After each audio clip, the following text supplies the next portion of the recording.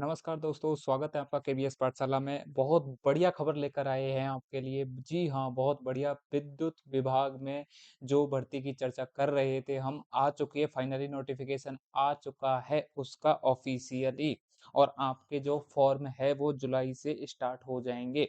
ये आप देख सकते हो, ये विद्युत विभाग की साइट है, होम साइट से हमने लिया है, बिल्कुल एनर्जी सेक्टर की, राजस्थान सरकार की और यहाँ पर आपको साफ-साफ बता दिया है जेईएन के 869 पद हैं, कनिष्ठ लेखाकार के 371, कनिष्ठ सहायक के 765 पदों पर भर्ती प्रक्रिया चालू हो जाएगी, जुलाई में फॉर्म स्टार्ट हो जाएँगे। देखो, भर्ती विज्ञापन जारी, जुलाई माह से ऑनलाइन आवेदन चालू हो जाएँगे। अब अपन इसकी बात करेंगे बच्चों, क्या-क्या जो है इसमें कौन-कौन तो एलिजिबल होने वाला है। सबसे पहले अपन क्या-क्या बात करने वाले हैं उसके बारे में आपको बता देते हैं कि भई सबसे पहले तो इसकी जो फॉर्म होंगे वो कब से चालू होंगे? फॉर्म आपके चालू होने वाले हैं जुलाई से। जुलाई में स्टार्टिंग में आपके फॉर्म चालू हो जाएँगे, फॉर्म भरे जाएँगे और दूसरी बात अपन जो बात करेंगे इसके बारे में, इसकी एजुकेशन क्वालिफ़िकेशन क्या होने वाली है। जी हाँ, एजुकेशन क्वालिफ़िकेशन इसको बहुत ध्यान से देखेंगे क्योंकि इस वजह से बहुत प्रॉब्लम आती है कि बच्चे बेचारे एजुकेशन जिनकी क्वालिफ़िकेशन नहीं होती है, लेकिन फिर भी वो फॉर्म अप्लाई कर देते हैं और लास्ट में सिलेक्शन होने के बाद में उनको बाहर कर दिया जाता है क्योंकि वो कंपैटिबल नहीं है उस हिसाब से, ठीक है? एजुकेशन क्वालिफ़िकेशन के बाद में सबसे इम्पोर्टेंट चीज़ हम जो डिस्कस करेंगे वो करेंगे एग्ज़ाम पैटर्न। एग्ज़ाम पैटर्न आपका क्या रहने वाला है? जी हाँ, एग्ज़ाम पैटर्न क्या रहेगा? आपका सिलेबस कैसा रहेगा? और आपका जो एग्ज़ाम पैटर्न है कितने पेपर होंगे, कितने फेज़ होंगे, टाइपिंग टेस्ट होगा या नहीं होगा? सबसे पहले हम बात करने जा रहे हैं कनिष्ठ सहायक की। कनिष्ठ सहायक की, जी हाँ, कनिष्ठ सहायक की हम बात कर रहे हैं।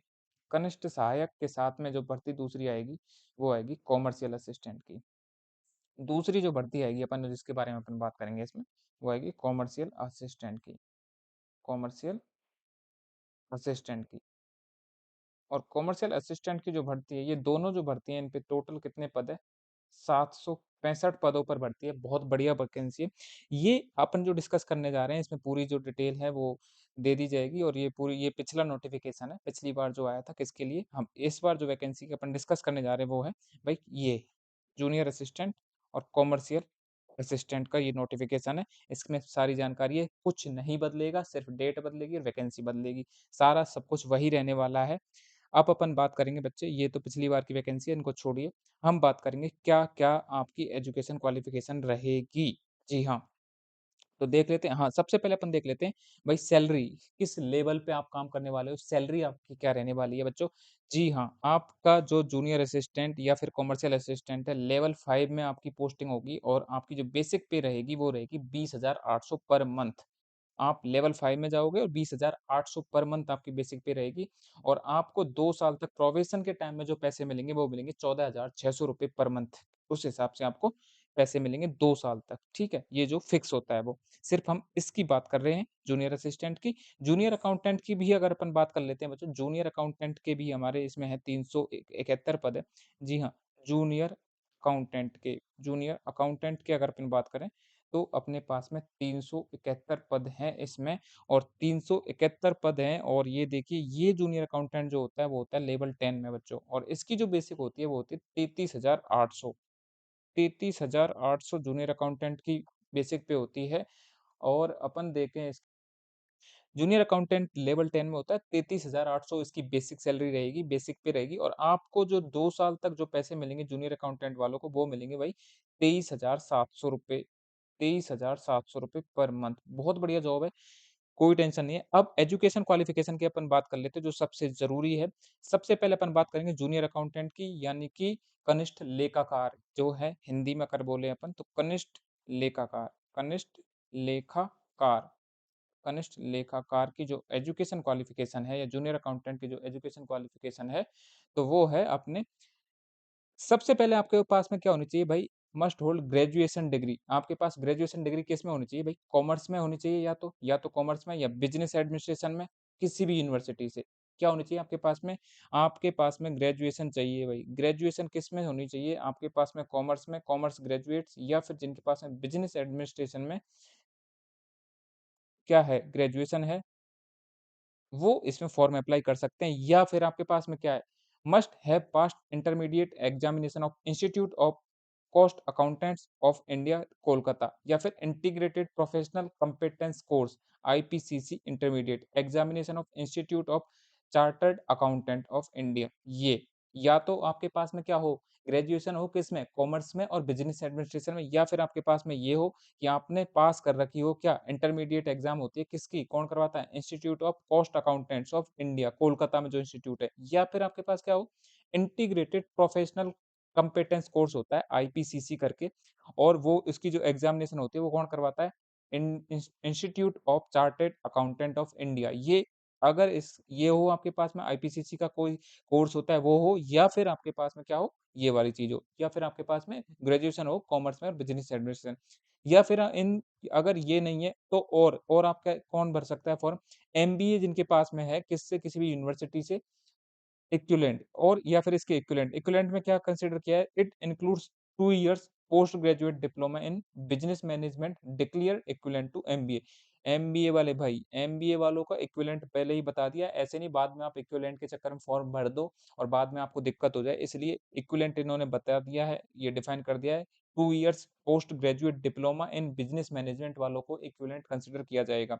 ठीक है।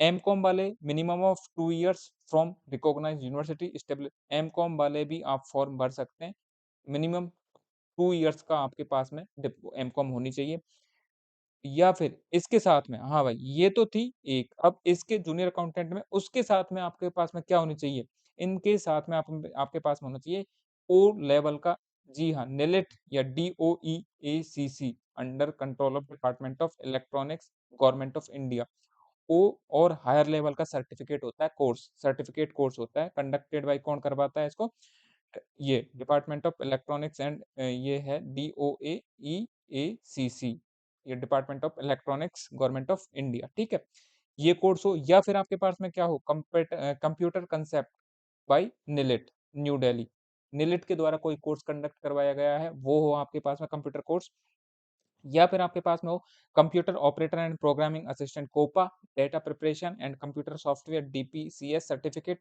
Organised under national state council of vocational training scheme, आपके पास में वो उनके साथ में कोपा की कोई डिग्री हो, ट्रेड सर्टिफिकेट जो होता है, या फिर डेटा प्रिपरेशन DPCS का कोई भी सर्टिफिकेट हो, तो आप फॉर्म भरने के लिए एलिजिबल है, या फिर आपके पास क्या हो, degree diploma certificates in computer science computer application from a university established by law, या आपके पास में क्या हो, डिग्री हो या डिप्लोमा सर्टिफिकेट हो किसमें, कंप्यूटर साइंस में या फिर कंप्यूटर एप्लीकेशन में, उसके ऊपर वाली क्वालिफिकेशंस के होने के साथ में ये चाहिए, ऐसा नहीं कि ये सिर्फ आपके पास में ये है और आप फॉर्म भर सकते हो, नहीं भाई।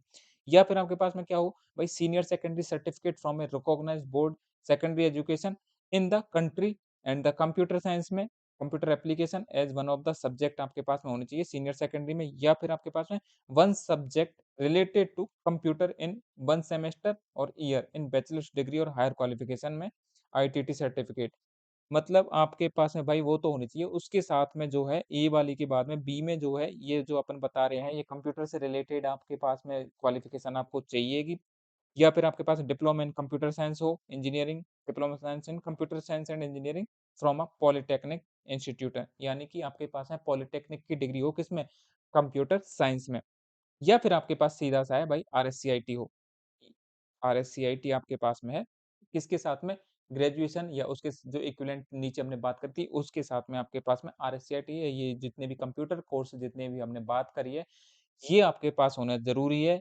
अगर आपके पास ये है तो ही आप कनिष्ठ लेखाकार में फॉर्म भर सकते हो बच्चों, जिसकी 371 वैकेंसी है, बहुत अच्छी पोस्ट है। क्वालिफिकेशन ज़रूर ढंग से देख लेना क्योंकि इसमें गलती मत करना। अभी भी बहुत सारे केस आए थे टेक्निकल हेल्पर में जिनको बेचारे कट ऑफ से ज़्यादा मार्क होने के बाद में भी उनको लास्ट स्टेज में बाहर कर दिया गया क्योंकि उनकी इक्विवेलेंट डिग्री कंसीडर नहीं करी है विद्युत विभाग ने। अपन बात करेंगे अब पहली भर्ती की बात कर ली है जूनियर अकाउंटेंट की, अब अपन बात करेंगे किसकी? भाई कॉमर्शियल असिस्टेंट की या जूनियर असिस्टेंट की। ये रही आपकी जूनियर असिस्टेंट और कॉमर्शियल असिस्टेंट। भाई इसकी जो एजुकेशन क्वालिफ़िकेशन है वो देख लो आप सीनियर सेकेंडरी होनी चाहिए, आपके पास में 12वीं पास होनी चाहिए, 12वीं के साथ में आपकी पहली तो ये होनी चाहिए, इसके साथ में ये नीचे वाली है इनमें से कोई एक हो। नीचे वाली क्या है? वही है O level higher level certificate course होता है कंप्यूटर का, वो हो आपके पास में या फिर निलेट का कोई सर्टिफ़िकेट हो कंप्यूटर का, वो हो आपके पास में या फिर कोपा की ट्रेड हो आपके पास में, डीपीसीएस का आपके पास में सर्टिफ़िकेट हो, ये हो आपके पास में या फिर आपके पास में कंप्यूटर साइंस में डिग्री या डिप्लोमा हो कंप्यूटर एप्लीकेशन में या फिर आपके पास में सीनियर सेकेंडरी में आपके पास में कंप्यूटर साइंस रही हो या computer application one of subject रही हो सीनियर सेकेंडरी में या फिर आपके साथ में क्या है डिप्लोमा हो डिप्लोमा इन कंप्यूटर साइंस और इंजीनियरिंग में पॉलिटेक्निक हो आपके पास में या फिर सबसे लास्ट में जो है आरएससीआईटी आपके पास में है तो भी आप भर सकते हो यानी कि 12th प्लस आरएससीआईटी का जिसके पास सर्टिफिकेट है वो बच्चे इसमें फॉर्म भर सकते हैं भाई। तो ये अपने बात कर ली किसकी जूनियर असिस्टेंट या कॉमर्शियल असिस्टेंट सेकंड की इसकी जो टोटल पोस्ट है वो 765 पद हैं। एग्ज़ाम की अगर बात करें अपन एग्ज़ाम आईबीपीएस कंडक्ट करवाएगा। अब अपन सबसे लास्ट में बात उसकी ही करने जा रहे हैं कि आपका जो एग्ज़ाम पैटर्न है वो क्या रहने वाला है। ऐज लिमिट की बात करें 18 से लेके 40 के बीच में आपकी ऐज लिमिट होने वाली है। 18 से कम की नहीं होनी चाहिए आप और ये 40 वर्ष से अधिक की आयु आपकी नहीं होनी चाहिए। बाकी टर्म्स एंड कंडीशन जैसे ही नोटिफ़िकेशन आएगा पूरा, ये पिछली बार का है, इसमें लेकिन सारी चीज़ें वही रहने वाली है, लेकिन फिर भी अगर कोई चीज़ अपडेट आएगी, आपको सारी चीज़ें बता दी जाएगी टाइम से।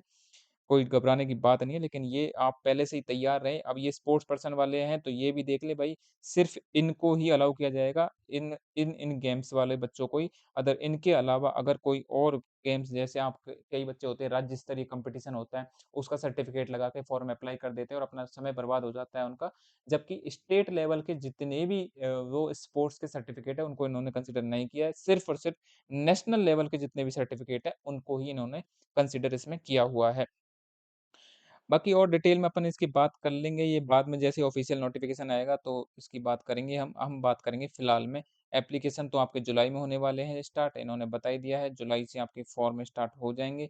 एप्लीकेशन फ़ीस की अपन बात करेंगे तो बच्चों ₹1600 यूआर वालों की फ़ीस होगी, ईयरली ₹1600 यूआर वालों की फ़ीस होने वाली है और ईडब्ल्यूएस की और या फिर UR, EWS if annual income less than 2.5 lakh और एससी, एसटी अच्छा, ये ₹1400 होने वाली है इन सब की। ₹1600 रहेगी यूआर की और जिनकी जो है SC, ST BC backward class, MBC या पर्सन विद बेंचमार्क डिसेबिलिटीज़ वालों की ₹1400 फीस रहेगी एप्लीकेशन फीस और वो सारी चीज़ें सेम ही है, जैसे आपने पहले पेमेंट किए थे, वो तो पेमेंट तो हो जाता है ऑनलाइन। अपन बात करेंगे सबसे लास्ट में मेन जो चीज़ है, आपकी एग्ज़ाम पैटर्न क्या रहने वाला है। जी हाँ। सिलेक्शन प्रोसीजर की सबसे पहले अपन बात कर लेते हैं किसकी? जूनियर अकाउंटेंट की। जूनियर अकाउंटेंट की बात करेंगे बच्चों, ये जूनियर अकाउंटेंट है। जूनियर अकाउंटेंट की भर्ती की हम बात कर लेते हैं। पार्ट ए 60% इसका वेटेज रहेगा, पार्ट बी 40% इसका वेटेज रहा था पिछली एग्ज़ाम में, इस बार देख लेंगे। मोस्ट प्रोबेबली कोई बदलाव नहीं आएगा, अगर आएगा तो आपको बता दिया जाएगा, लेकिन 100% अभी जब तक आप टाइम खराब मत करो, आप इसके अकॉर्डिंग अपनी तैयारी स्टार्ट कर दो। ये आपसे प्लीज़ रिक्वेस्ट है आपने अपनी तैयारी जो है इसके अकॉर्डिंग चालू कर दो। क्योंकि अभी जुलाई से फॉर्म स्टार्ट होंगे, आप वेट करो कि यार 15 दिन आपने खराब कर दिया, आप पीछे रह जाओगे उन बच्चों से जो इसको देख के अपने तैयारी चालू कर देंगे। 60% वेटेज में आप देख लीजिए पार्ट ए में 60% वेटेज रहेगा और 40% वेटेज इसका रहेगा। Corporate accounting, income tax, cost accounting, theory and practice of auditing, management accounting और ये सिलेबस है आपका। Part A shall be of graduation level की आपकी ये जो टॉपिक्स हैं, ये ग्रेजुएशन लेवल के आपके आने वाले हैं क्योंकि लेवल 10 में आप काम करोगे भाई, लेवल 10 बड़ी वैकेंसी होती है, ठीक है। 40% वेटेज जो रहेगा आपका इसमें रीजनिंग आएगी, मैथ आएगी, जीके आएगी, एवरीडे साइंस आएगी और हिंदी और जनरल इंग्लिश आपको देखने को मिलेगी जिसका 40% वेटेज रहेगा। अगर अपन बात करें इसकी ये अगर ब्रीफ आउटलाइन इन्होंने दे दी है किसकी, वो तो टॉपिक बता ही दिए हैं सिलेबस के, लेकिन रीजनिंग और मैथ में ये एनालिटिकल रीजनिंग है, नंबर सीरीज़ चलेगी, letter series, odd man out है, कोडिंग डिकोडिंग है, शेप एंड मिरर्स हैं, इमेज क्लॉक्स, ये सारे टॉपिक्स रीजनिंग में रहेंगे। मैथमेटिक्स में 10th स्टैंडर्ड की मैथमेटिक्स आएगी, जो जनरली सब एसएससी में जो भी सिलेबस है, वही पढ़ लेना आप। जनरल नॉलेज और एवरीडे साइंस में करंट इवेंट आएँगी, करंट अफेयर्स आएगा। राजस्थान से रिलेटेड आपको क्वेश्चंस देखने को मिलेंगे राजस्थान जीके के। नेशनल, इंटरनेशनल इम्पोर्टेंस के भी आपको करंट देखने को मिलेगी या वैसे जो मेन फैक्चुअल क्वेश्चन है वो आपको देखने को मिलेंगे। कोई रिसेंट में कोई प्लेस न्यूज़ में रहा है वो आपको देखने को मिलेगा। Games and sports, Indian history आपको देखने को मिलेगी। सिविक्स, ज्योग्राफी है, साइंस है, इंडियन पॉलिटी है विद स्पेशल रेफरेंस। तो भाई राजस्थान से संबंधित क्वेश्चन आपको देखने को मिलेंगे। सारी सब्जेक्ट है बट आपका बहुत डीप नहीं जाएगा, ऊपर-ऊपर का रहेगा। इसके लिए बहुत सारी जो है बुक्स वगैरह ये जारी हो जाएँगी, तो आप वो बुक्स लेके कोई भी गाइड बुक लेके अपना तैयारी चालू कर देना। जनरल हिंदी है, हिंदी ग्रामर आएगी, इसमें लैंग्वेज आएगी 10th स्टैंडर्ड की, इंग्लिश ग्रामर आएगी, इंग्लिश लैंग्वेज आएगी, ठीक है? अपन बात करेंगे बच्चों अब आगे की स्टेनोग्राफर को छोड़ दीजिए। अपन बात करेंगे किसकी भाई? 1 सेकंड इन्होंने क्या लिख रखा है ये देख लेते हैं। Competitive exam for the post of stenographer junior assistant commercial shall be conducted in 2 phase. भाई वो तो सिंगल फेज में थी लेकिन ये जो है 2 फेज में होंगी यानी कि प्री और मेंस के हिसाब से मतलब फेज फर्स्ट में पेपर होगा, फेज सेकंड में इनके जो है ट्रेड टेस्ट करवाए जाएँगे। हम बात करेंगे सिर्फ़ और सिर्फ़ किसकी? उसकी, अपने जूनियर असिस्टेंट और कमर्शियल असिस्टेंट की। ये अपने मेन है। सबसे पहले फ़ेज़ फर्स्ट जो होगा उसमें 40% वेटेज रहेगा किसका? भई 40% वेट में क्या होगा वेटेज में? कंप्यूटर बेस्ड रिटन एग्ज़ाम होगा आपका, ऑनलाइन मोड में होगा, 2 घंटे का पेपर आपका होगा बच्चों, 2 घंटे का आपका पेपर होगा, 2 आवर्स का और उसमें आपके एमसीक्यू आने वाले हैं और इसमें आपको रीज़निंग आएगी, मैथ आएगी, जीके आएगी, हिंदी, जनरल इंग्लिश सेम वही है और वही सिलेबस है जो अपन ने अभी डिस्कस किया है उसके लिए। जूनियर अकाउंटेंट के लिए सेम सिलेबस है, बस ये भी in general English, general Hindi 10th standard की आएगी। सेकंड फेज़ में आपका क्या होगा, जो 3 गुणा विद्यार्थी जिन 3 टाइम्स बच्चों को पास किया जाएगा फर्स्ट स्टेज में, जो ये सिलेबस रहने वाला है उससे, ठीक है? इस सिलेबस में फ़ेज़ फर्स्ट में 3 जो बच्चे 3 गुणा इसके ले लेंगे, 3 गुणा बच्चों को पास किया जाएगा और फिर उसके बाद में आपका करवाया जाएगा भाई ये टाइपिंग टेस्ट, हिंदी में भी और इंग्लिश में भी टाइपिंग टेस्ट। जी हाँ, जूनियर असिस्टेंट और कमर्शियल असिस्टेंट में आपका टाइपिंग टेस्ट करवाया जाएगा। टाइपिंग टेस्ट जो है स्पीड टेस्ट है, एफिशिएंसी टेस्ट है, ये है 10 मिनट में आपको 25 नंबर का है ये, 10 मिनट में स्पीड टेस्ट करवाया जाएगा, उस हिसाब से जो भी है आपके कितने मार्क्स बनते हैं, इसका जो वेटेज रहेगा वो 60% रहेगा। इसलिए आप हिंदी जो भी बच्चे जूनियर असिस्टेंट और कमर्शियल असिस्टेंट के लिए अपनी तैयारी करना चाहते हैं, तो भाई अभी से ही आप टाइपिंग टेस्ट की प्रैक्टिस स्टार्ट कर देना, क्योंकि नहीं तो ये बाद में दिक्कत कर देगा। पैरेलली आप 1-1 घंटे रोज़ प्रैक्टिस करना चालू कर दो जब तक कि आपका ये एग्ज़ाम हो, ठीक है? बाकी चीज़ें हैं, बाकी चीज़ें अपन जैसे ऑफ़िशियल नोटिफ़िकेशन आता है, उसकी टर्म्स एंड कंडीशन क्या रहने वाली है, वो सारी अपन डिस्कस कर लेंगे। भाइयों ये था इसकी जानकारी। दोस्तों सारी चीज़ें अपन ने बता दी है, तैयारी करना स्टार्ट कर दीजिए क्योंकि बहुत अच्छी अपॉर्च्युनिटी है, इतनी बड़ी वैकेंसी आपको देखने को नहीं मिलेगी और आप समय बिना खराब किए अपनी तैयारी चालू कर दें। सबसे पहले और लास्ट में मैं यही कहूँगा, वीडियो अगर अच्छी लगी हो दोस्तों लाइक करें, अपने दोस्तों के साथ शेयर ज़रूर करें, चैनल को प्लीज़ आपसे निवेदन है चैनल को सब्सक्राइब कीजिए, आपका सपोर्ट हमारे लिए बहुत मायने रखता है। थैंक यू दोस्तों।